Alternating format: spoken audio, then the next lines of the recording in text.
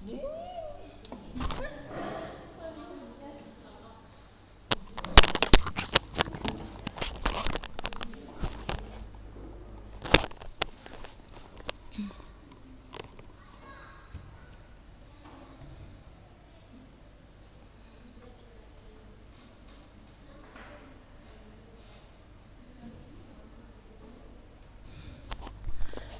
assalamualaikum warahmatullahi wabarakatuh. Waalaikumsalam warahmatullahi wabarakatuh. Alhamdulillahirabbil alamin. Wassalatu wassalamu ala asrofil anbiya wal mursalin wa ala alihi wa ashabihi ajmain. Amma ba'du, segala puji syukur kita ucapkan kepada Allah Subhanahu wa taala yang mana pada pagi hari ini kita masih diberikan nikmat kesehatan ya untuk melanjutkan pembelajaran kita. Ya, salawat serta salam kita hadiahkan kepada junjungan kita Nabi besar Muhammad sallallahu alaihi wasallam. Semoga kelak kita mendapatkan syafaatnya di yaumil akhir. Ya, anak ustazah kelas 12, hari ini kita terakhir belajar ya. Iya kan? Ini yang hadir masih juga sedikit ya. Nah, ini masih 8 orang. Ya.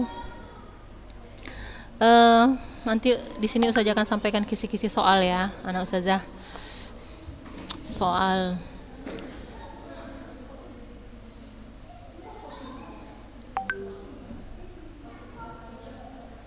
ya, sepertinya tidak akan sempat kita membahas semua ini karena materi kita masih banyak anak ustazah. Seperti yang ustazah katakan, anak ustazah udah punya buku PDF-nya. Jadi anak ustazah baca-baca ya materinya. Untuk renang, nah tentunya untuk renang ini kita cukupkan saja sudah ya. Karena pun yang masuk itu juga garis besar anak ustazah. Ya kan, soalnya cuma sedikit, ya kan, materinya ini banyak gitu kan. Tidak bisa ya mewakili secara umum saja itu soalnya, jadi nggak akan sampai sedalam kali ini ya soalnya diambil dari materi ini gitu. Nah di sini kalau kita lihat materinya ini masih tentang aktivitas air ya. Mungkin kita lihat judul baru aja. Kita lihat judul baru ini tentang apa nih? Penyebab virus.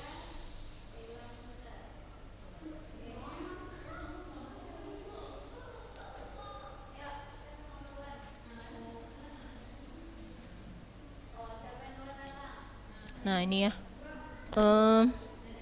Jadi anak ustazah mungkin ini dulu lah ya, apa ya, kisi-kisi ya. Ini yang buat soalnya ustadz. Jadi kalau untuk kisi-kisi itu yang masuk pelajaran kelas berapa? Kelas 10 dan kelas 11. Mungkin langsung kisi-kisi aja. Ayo. Semuanya maju. Suara siapa itu? Ya kan lagi ngedung. Siapa yang zoom di belakang? Ini kan mau starting semua dan lagi mau direkamkan nanti nih. Direkamkan kan, kirim ke ustazah ya. Sudah di Bapak Ibu.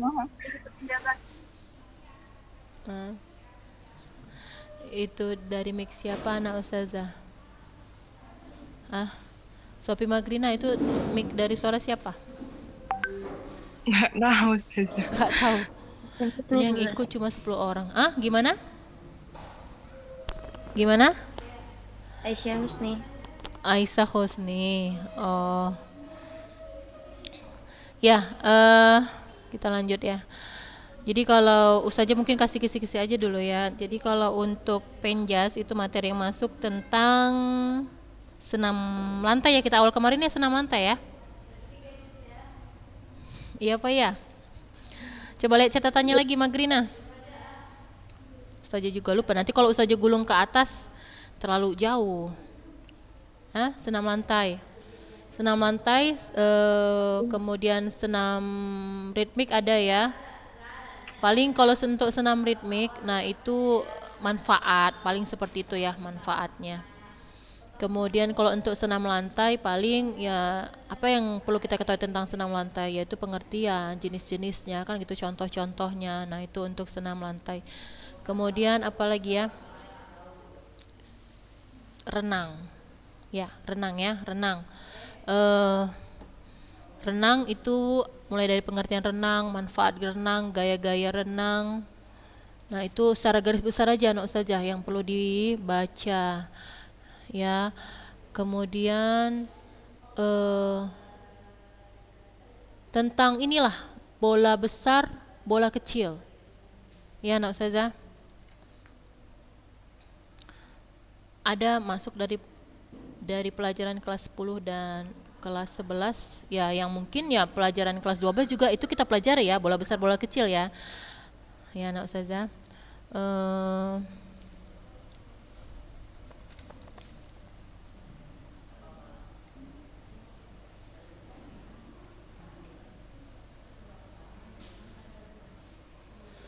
Apalagi tentang renang, kemudian tadi untuk permainan bola besar, bola kecil.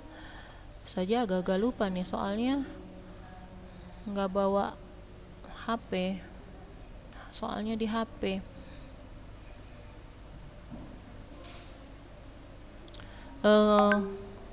Renang.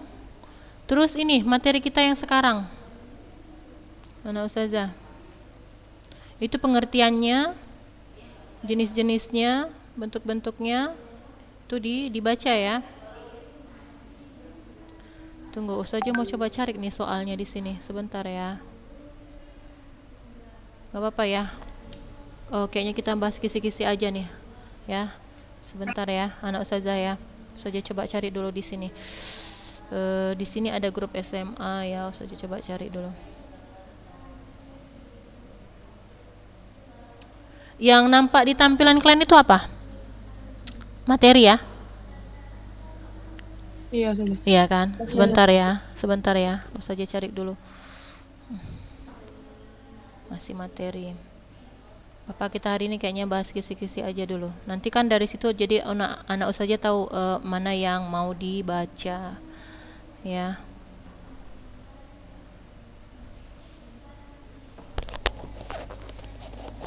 Mudah-mudahan dapat ya. Panjang kali.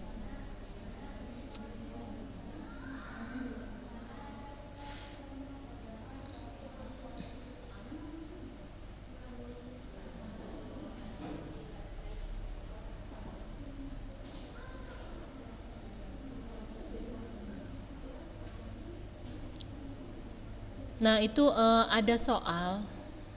Ustazah juga udah share soal latihan ya di grup anak ustazah. Nah, itu tugas terakhir ya yang ustazah berikan. Hari ini juga dikumpul semua, jangan ada yang kirim besok ya. Jadi biar cepat ustazah koreksi. Soalnya nggak banyak-banyak. Nah, itu dikerjakan ya untuk menambah nilai semester ya.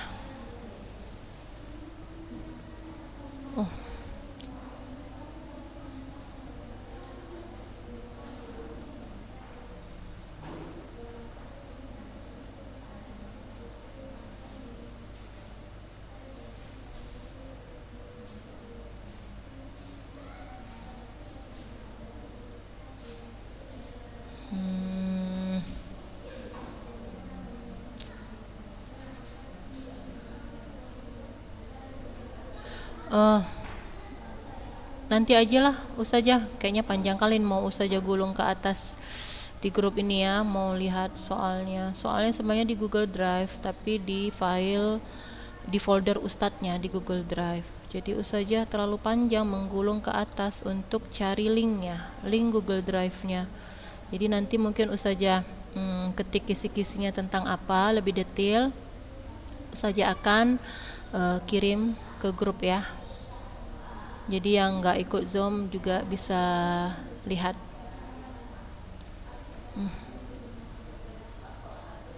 Ya, ustazah panjang kali ini mau digulung ke atas karena banyak yang nggak dihapus gitu, jadi panjang gulung ke atas nggak nampak link link Google Drive-nya ya, yang dari grup SMA.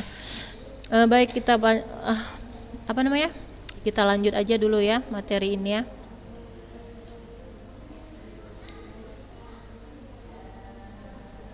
Jadi tadi sebagian udah saja kasih tahu ya, nanti saja akan kirim lebih jelas lagi ke grup ya. Nah, yang jelas tentang materi kita sekarang ini juga masuk ya. Tentang memahami perilaku dan pencegahan STDS. STDS panjang ya, ada 4 huruf singkatannya. Sexually transmitted disease ya. Infeksi menular seksual ya, atau kalau ini diterjemahkan ke bahasa Indonesia infeksi menular seksual. Nah, ini biasanya akibat dari apa? Dari pergaulan bebas ya. Anak ustazah. Nah, ini masuk. Ini masuk ujian. Pengertiannya ini anak ustazah hafal. Ya, pengertiannya dihafal. Yang jelas pengertiannya ini kayaknya masuk ya. Apa itu? Ya, kita bahas dulu sedikit ya.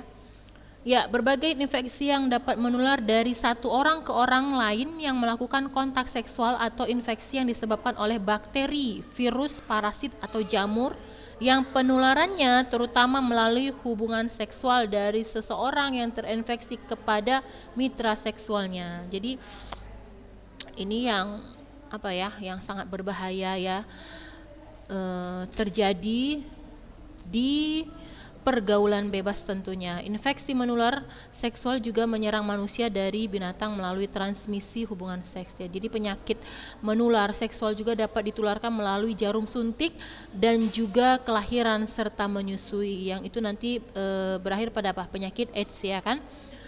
Nah, infeksi penyakit menular seksual telah diketahui selama ratusan tahun.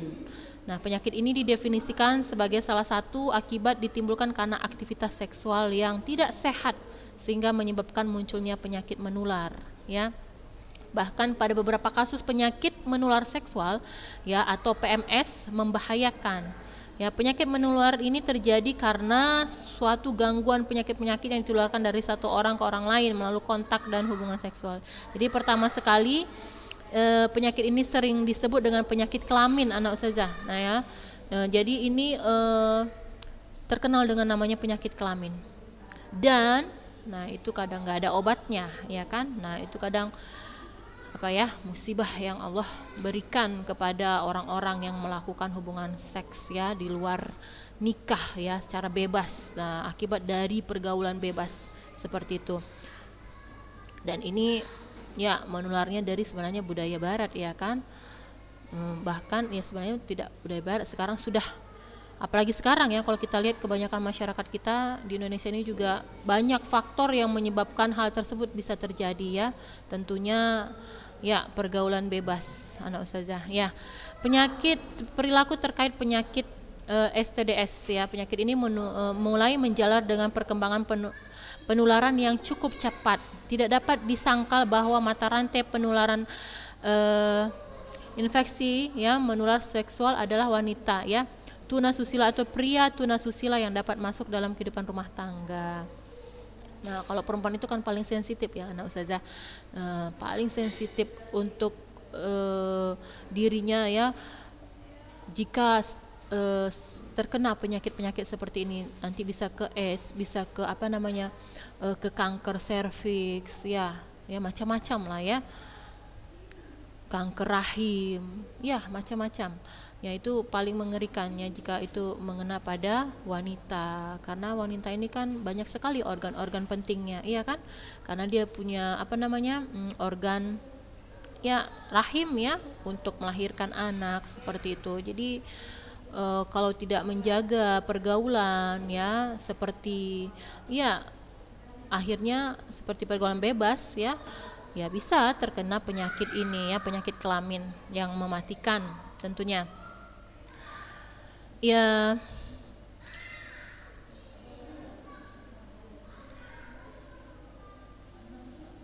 nah penyakit infeksi menular seksual dapat menimbulkan infeksi akut ya yang mendadak yang memerlukan penanganan yang tepat karena akan dapat menjalar ke alat genitalia atau bagian dalam atas dan menimbulkan penyakit radang panggul Ya, pengobatan yang kurang memuaskan akan menimbulkan penyakit menjadi menahun dan kronis dengan akibat akhirnya ya rusaknya fungsi alat genitalia ya bagian dalam sehingga menimbulkan kurang subur atau mandul. Ya, jadi banyak sekali penyakit yang akan ditimbulkan. Ya, dalam upaya meningkatkan pemahaman remaja tentang kesehatan reproduksi, menjadikan remaja tegar dalam menghadapi masalah dan mampu mengambil keputusan terbaik bagi dirinya. Jadi kadang kan anak usaha sebenarnya kita lihat lagi apa sih yang memicu hingga manusia sampai ke situ ya. Satu ya, kadang masalah-masalah hidup ya, masalah-masalah hidup yang dialami usia remaja maupun dewasa itu terkadang bagaimana tidak kurangnya iman tentunya ya, kurangnya iman sampai pelarian mereka kepada mendapat teman yang tidak baik yang mengarah ke sana, jadi terikutlah ke sana hingga muncullah ya penyakit ini menimpa dirinya. Terkadang masalah itu yang sering terjadi pada usia remaja maupun ya dewasa ya, nggak kuat menghadapi ujian-ujian hidup. Nah sebenarnya kunci kuatnya itu apa ya? Dekat dengan agama, tiada lain ya, dekat dengan ilmu agama seperti itu. Jadi ya ini pelajaran buat kita para remaja, anak-anak usaha sekalian semuanya ya, ya untuk tetap bijaksana ya, tetap bijaksana menggunakan sosmed ya. Seperti anak-anak ustazah ini kan sudah kelas 12 ya, tentunya lebih dewasa lagi berpikir ya sosmed itu digunakan untuk apa kan gitu kan. Ya untuk hal-hal yang positif ya, kita memang nggak bisa menghindari zaman yang semakin canggih ini dengan berbagai macam teknologi yang menawarkan ya bermacam-macam, beratus mungkin beribu ya hal-hal yang bisa kita lihat dari berbagai macam aplikasi yang canggih gitu. Jadi sekali lagi kalau memang kiranya untuk saat ini belum mendapatkan manfaat bagi diri kita, ya kita hindarkan saja dulu. Ya kalau untuk mencari-cari pengetahuan ya bisa lewat berita ya, tidak harus men-share bukan harus mencari tahu sana sini dengan membuka ini membuka itu gitu ya kan. Tapi kalau kita bisa menjaga diri ya nggak masalah, tapi khawatirnya kan hati ini kan lemah ya, nanti yang terlihat yang lain-lain seperti itu kan. Kemudian setan juga sangat mudah ya menggoda manusia ya, khawatirnya kita lihat yang lain-lain kan gitu kan, yang tidak seharusnya. Nah seperti itu. Nah kadang hal-hal yang seperti itulah yang dapat menjerat usia remaja ya, awalnya dari perkenalan, kemudian perjumpaan, dan akhirnya ya terjadi pergaulan interaksi yang tidak diawasi oleh orang tua ya, hingga anaknya kejadian kan misalnya melakukan hal-hal yang melanggar syariat, kemudian hamil di luar nikah seperti itu ya, hingga muncul lagi ternyata penyakit yang berbahaya seperti ini ya kan, bahkan menular ya kan, bisa ditularkan dari satu pasangan ke pasangan lainnya. Nah seperti itu. Nah jadi sangat mengerikan anak ustazah. Jadi kita sebagai generasi muda, tentunya anak-anak ustazah ya, sayangi diri, kemudian banyak berdoa sama Allah. Kalaupun punya HP, betul-betul ya kuatkan iman kita untuk melihat memang hal-hal yang positif ya. Tentunya anak ustazah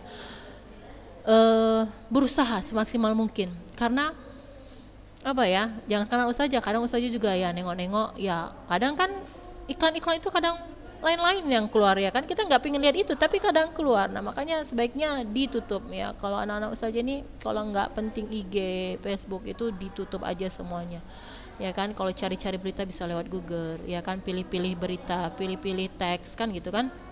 Nah seperti itu. Jadi dari situ ya banyak sekali kemungkaran yang timbul ya, yang menimpa usia remaja, hingga ya penyakit yang muncul saat ini yang kita pelajari ini ya juga banyak faktornya dari situ ya. Kita lihat gejala infeksi menular seksual ya. Jadi PMS sering tidak menunjukkan gejala, terutama pada perempuan. Namun demikian, ada pula STDs atau PMS yang menunjukkan tanda dan gejala secara umum. Nah, kita lihat ini gejalanya. Ya, gejala luka terbuka atau luka basah dengan atau tanpa rasa sakit di sekitar alat kelamin, anus, mulut, atau bagian tubuh yang lain. Nah, ini gejalanya saja. Tonjolan atau papules ya, kecil-kecil, diikuti luka yang sangat sakit di sekitar alat kelamin. Kemudian anus gatal atau iritasi atau gatal-gatal di daerah alat kelamin. Yang ini anak ustazah ini gatalnya ya ya sangat dan sulit sekali misalnya disembuhkan dengan minyak seperti itu ya. Nah, itu sudah berbahaya ya. Itu ciri-cirinya. Gejala ya.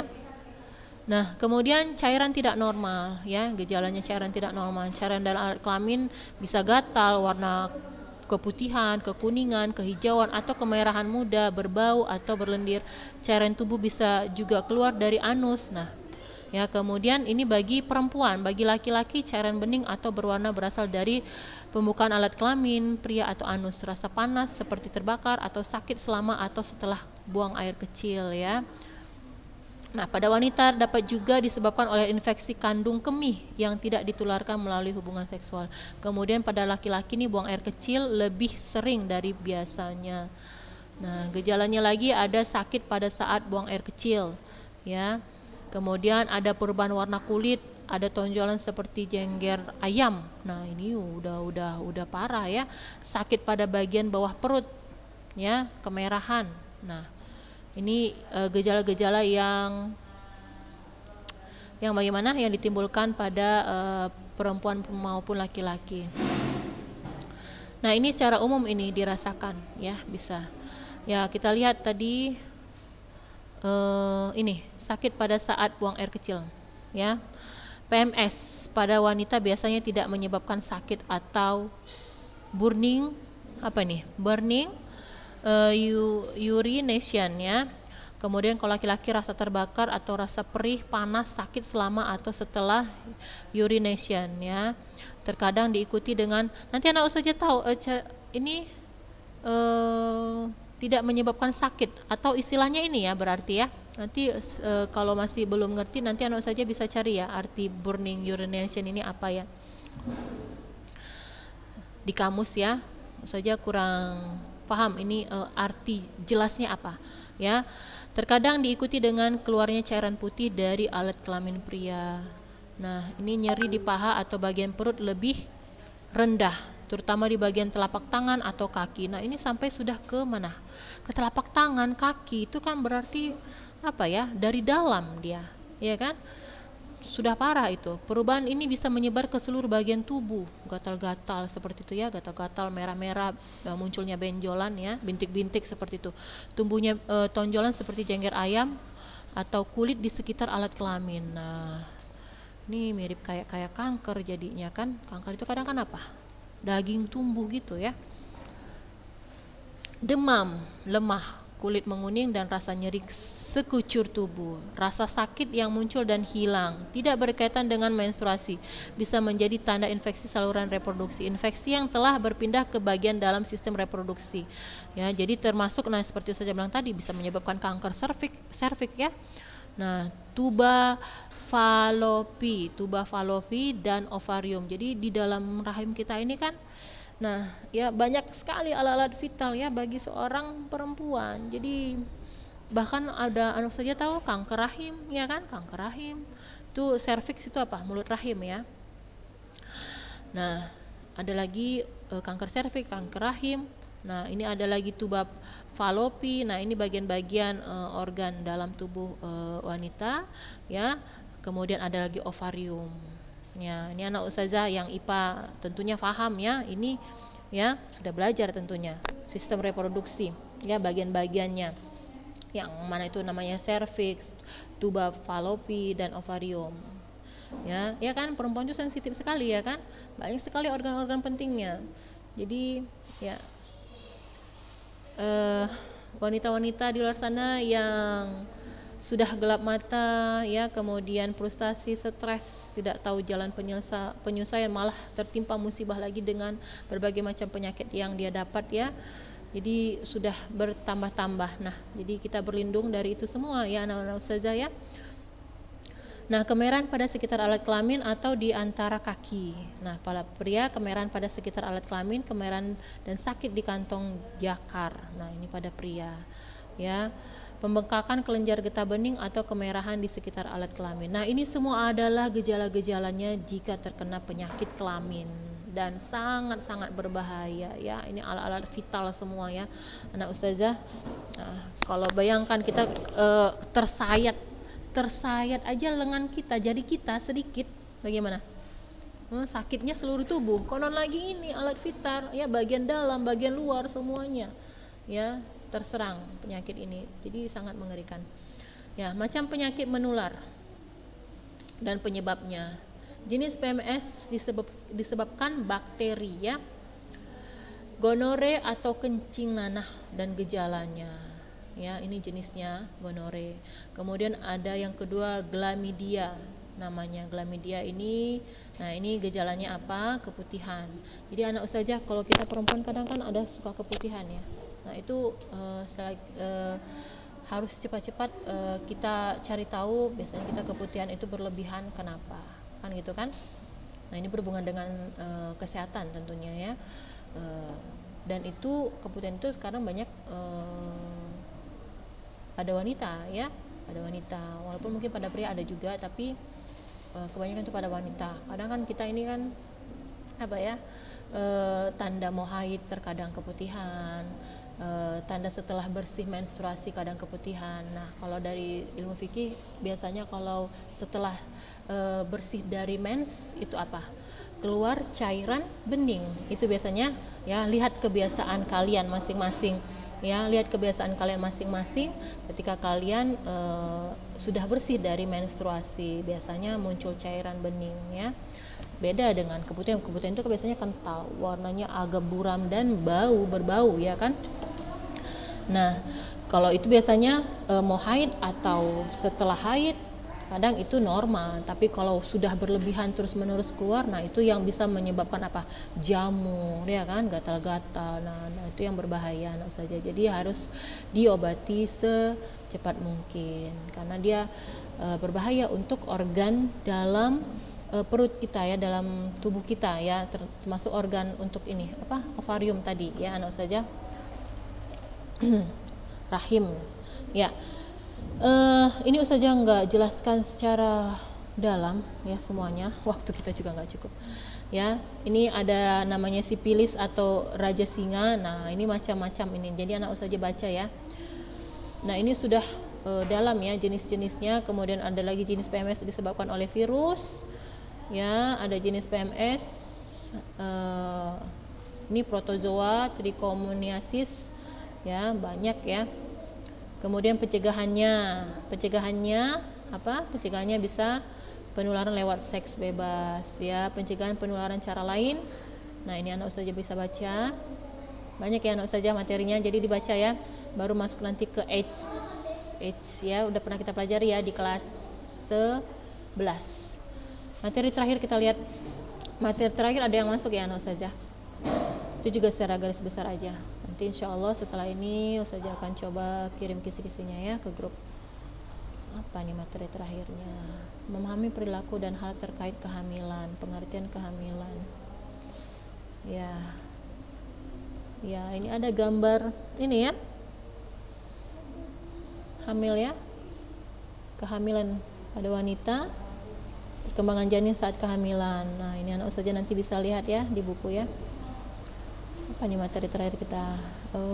Narkoba ya kalau nggak salah ya, memahami dampak PMS. Oh masih terkait dengan PMS anak ustazah ya, berarti sebenarnya yang menanggulanginya. Nah itu ya, aduh nggak cukup nih, waktunya habis.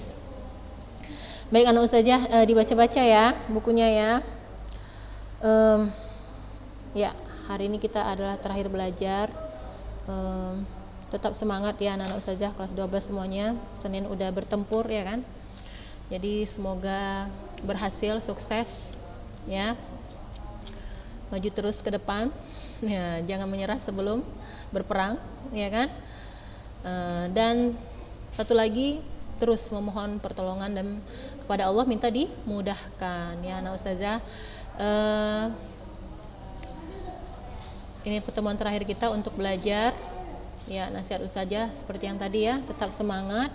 Semoga kalian sukses mencapai cita kalian masing-masing. Ya, afwan bila ada kesalahan, kekurangan saja dalam menyampaikan materi, dalam pembelajaran, dan selama kita belajar ya bersama. Mungkin ada yang dari mana? Dari SMP yang udah sama ustazah ya, maupun yang selama SMA dengan ustazah ya. Ya, Ustazah juga mendoakan keberhasilan bagi kalian semuanya. Semoga sukses mencapai cita-citanya masing-masing, menjadi anak-anak yang solehah semuanya. Ya, jangan lupa berbakti kepada orang tua. Ingat kami guru-guru kalian. Ya, anak-anak Ustazah.